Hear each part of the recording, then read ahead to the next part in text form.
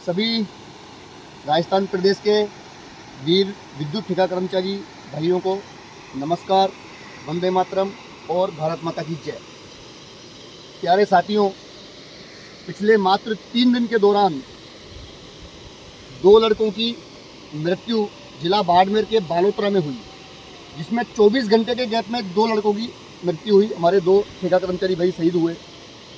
उसके जस्ट बाद में, यानी कि 12 घंटे भी नहीं बीते थे, इतने में ही सूचना आती है कि जिला झालावाड़ के अंदर भी विद्युत के पोल पे काम करते करते हमारा एक विद्युत ठेका कर्मचारी भाई जो FRT में काम करता था, वो भाई भी वहाँ पे कार्यस्थल पर कार्य करते करते शहीद हो गया। 12 घंटे भी नहीं गुजरते हैं तो एक भाई की और खबर आ जाती है कि जिला राजसमंद के अंदर भी एक हमारा ठेका कर्मचारी भाई काल का ग्रास बना। तो प्यारे साथियों, मेरे कहने का तात्पर्य ये है कि क्या इसी प्रकार हम लोग ऐसे ही शहीद होते रहेंगे? क्या 4,4200 रुपये में नौकरी करते करते अपने प्राणों को ऐसे ही न्यौछावर करते रहेंगे?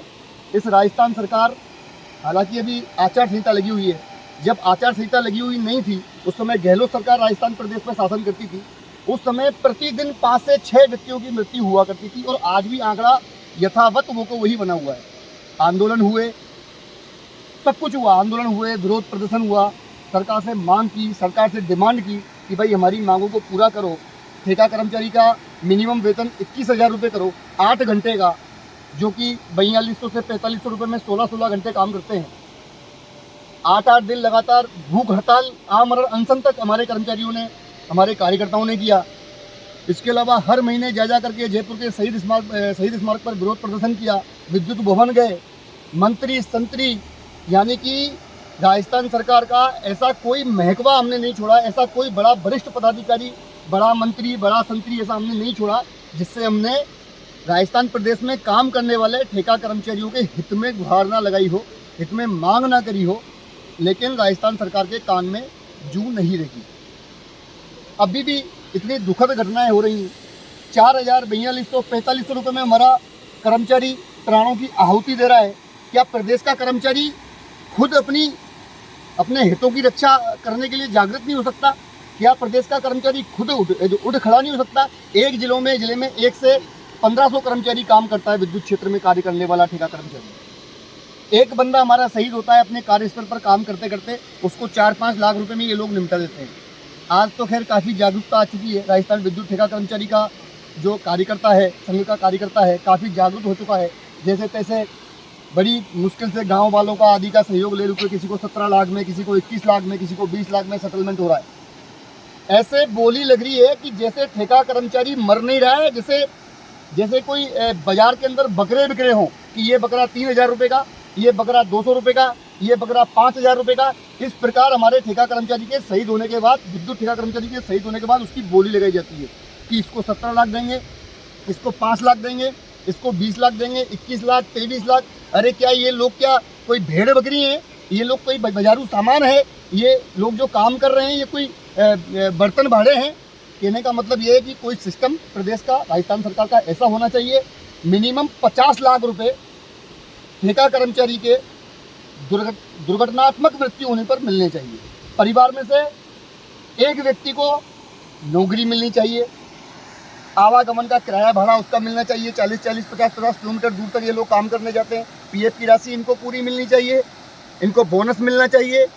जो भी मिनिमम वेजेज सरकार से तय होता है इनको मिलना चाहिए। जैसे कि राजस्थान सरकार में 200-250 रुपये का इनका वेजेज है, वो मिनिमम 8 घंटे का 30 दिन का 21,000 रुपये होना चाहिए। अरे ऐसी मांगे क्या है? वाजिब मांगे तो हैं ये। और मांगे क्या है? एक तो कानून देता है समान वेतन समान काम, सुप्रीम कोर्ट के आदेश है समान वेतन समान काम देने का। तो इन सब चीज़ों पर हम प्रदेश के सभी कर्मचारियों को, राजस्थान विद्युत ठेका कर्मचारी महासंघ संबंध भारतीय मजदूर संघ के कार्यकर्ता को फोकस करना पड़ेगा।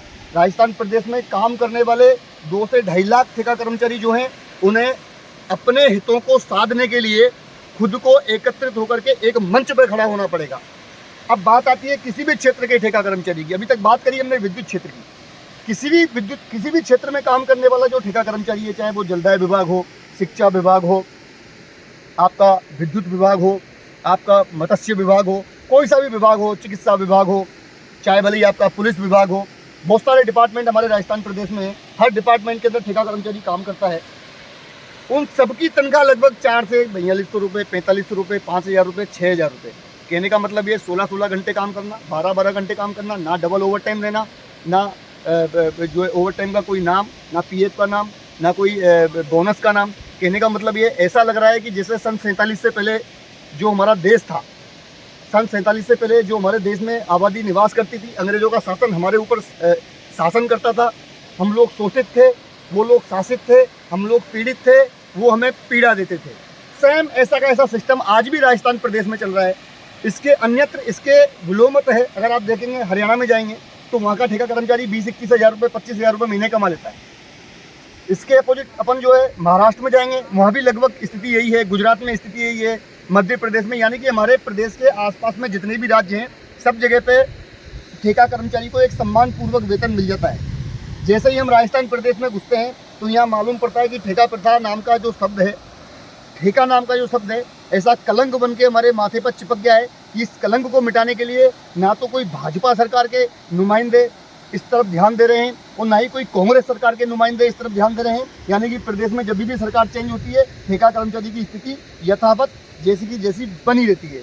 मैं अब आगामी आने वाली जो सरकार है, 3 तारीख को किसी को भी बहुमत मिले, हो सकता है बीजेपी आ जाए, हो सकता है पुनः कांग्रेस आ जाए, कोई भी सरकार यहाँ आती है, किसी भी सरकार का प्रभावी और भावी सीएम पद का जो भी दावेदार है, जो भी उम्मीदवार है, इस प्रदेश पर शासन करने के लिए दोबारा आता है, उनका पूरा मंत्रिमंडल बनता है। मैं सबसे हाथ जोड़कर रिक्वेस्ट करूंगा, हाथ जोड़कर प्रार्थना करूंगा कि जिस कंपनी का RLSDC कंपनी का जो गठन करने का इन्होंने प्रोग्राम चालू किया था और 2 अक्टूबर को राजस्थान विद्युत ठेका कर्मचारी महासंघ का जो आंदोलन खत्म हुआ था, वो बात वहीं खत्म हो चुकी थी। कहा था कि अब नई सरकार आने के बाद ये काम चालू होगा। तो मैं हाथ जोड़कर निवेदन करूंगा, अगर सरकार चेंज होती है और प्रदेश में किसी अन्य दल की सरकार बनती है, मैं उस सरकार से भी निवेदन करूंगा कि इस चीज़ को बंद ना किया जाए। और अगर ये चीज़ दोबारा सरकार रिपीट होती है तो मैं उस सरकार से भी निवेदन करूंगा कि आपको भी ये चीज़ तुरंत प्रभाव से लागू करी जाए, अन्यथा राजस्थान विद्युत ठेका कर्मचारी महासंघ विकट से विकट आंदोलन करने के लिए तत्पर है। जय भवानी, भारत माता की जय, वंदे मातरम।